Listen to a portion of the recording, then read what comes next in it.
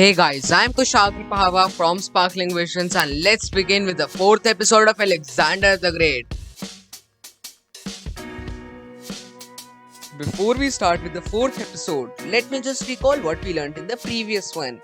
In the previous episode, we learnt about how Alexander defeated Darius III continuously, successfully ruling the Egypt and eastern Iran as well. Now Alexander was the king of Babylon, the king of Asia, and the king of four quarters in the world. Now Alexander was looking towards India, the Indian subcontinent. So in this episode, we'll exactly and in detail discuss Alexander's campaign towards India. So let's begin with the same. Well, if you don't know, then let me tell you that India was a very big empire at the time, divided exactly into 16 Janpads that also included the Mahajanpads. Well, in case you don't know the meaning of Janpads, then let me tell you that the same could be divided into Jan, that means the Janta or the mankind living over there, and Pad, that means the pair within Hindi or Sanskrit, or the foot in English. So now we could easily infer the meaning that it's the place where the mankind kept their foot. And that particular place now belongs to that particular community or the mankind. Now, you know what? As I told you that Alexander was a very diplomatic ruler and firstly tried to figure and find an easy way out. So Alexander invited the chieftains of Gandhar, which was ruled by Ambi. And the capital of Gandhar was Takshila. Well, you might know Ambi and Takshila and Gandhar because they are closely related to Chanakya and Chandragupta Maurya's story. Anyways, that's entirely a different topic which we can discuss in any of our other videos. Now, let's get back to the point where Alexander invited the chieftains of Takshila. So moreover, he just invited them to convince that they join the hand with Alexander and help them in winning the Indian subcontinent, and in return, he'll give them several precious things. So now, what do you think? Would Ambi deny or accept the proposal? If you think that he would deny, then you are wrong. He accepted the proposal of Alexander. Yeah, well, that's what Alexander wanted. Alexander gifted Ambi the wardrobe of Persian robes, gold and silver ornaments, 30 horses and 1,000 talents in gold. Okay, so now Alexander had the Gandhar indirectly in his hand.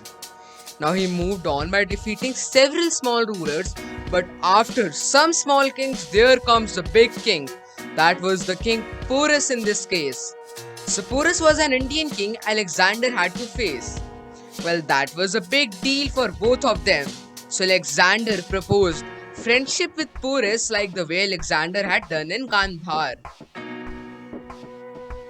So now, what do you think? Would Porus really accept the friendship from Alexander? Absolutely not. Porus' image is said to be a very true Indian. As of the same, he denies. So ultimately, Alexander calls for a battle with Porus, and which led to the epic Battle of Hyde Pass, which was not easy at all for Alexander because there was like a massive destruction in his army. But yeah, the results were pretty clear from the beginning of the battle that Alexander would for sure win the battle because Alexander's army overnumbered the Porus.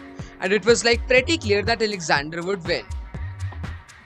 But the thing that matters is not who wins, but the thing that matters is how they win. And actually, Alexander himself said that this was one of the most difficult battles he and his army had to face. Alexander also appreciated Porus for the way and the bravery he had shown in the battle. Now guys, there comes a very famous conversation between Alexander and Porus after Alexander had won the battle. So here it comes. Alexander asks Porus, "How do you wish to be treated by me?" Porus replies, "Treat me as a king would treat as another king." Now, Alexander, impressed by the Porus, gives all his kingdom back to him. Yes, guys. So Alexander literally gave all the kingdom back to Porus to rule again. Okay, so now we'll discuss entirely on a different topic about revolt of Alexander's army. Well, you may be confused that everything was good within their army. I mean, they were winning battles. So how does this revolt came into being? Well, guys, we are aware of the fact that Alexander's army had fought many battles as of now. So, of course, they wanted to take a break by going back to their motherland and their families and the near and dear ones. But Alexander tried to persuade his soldiers to march further, and even one of his generals pleaded him to change his opinion and return. Alexander eventually agreed and turned to south along the Indus River. But even while going back to their motherland, Alexander conquered many kingdoms in between, and while some battles he sustained an injury. Now guys, I've got a very bad news to tell you all that in February 323 BC, Alexander died in Babylon. He was just 32 years old when he died. Well guys, the reason for his death isn't clear back in the history. After Alexander died, his empire collapsed and the nations within it battled for power. I hope you all enjoyed the series. And here comes to the end of the series of Alexander the Great. Thank you for watching. If you find the video informative, then do give it a thumbs up and also please subscribe to my YouTube channel.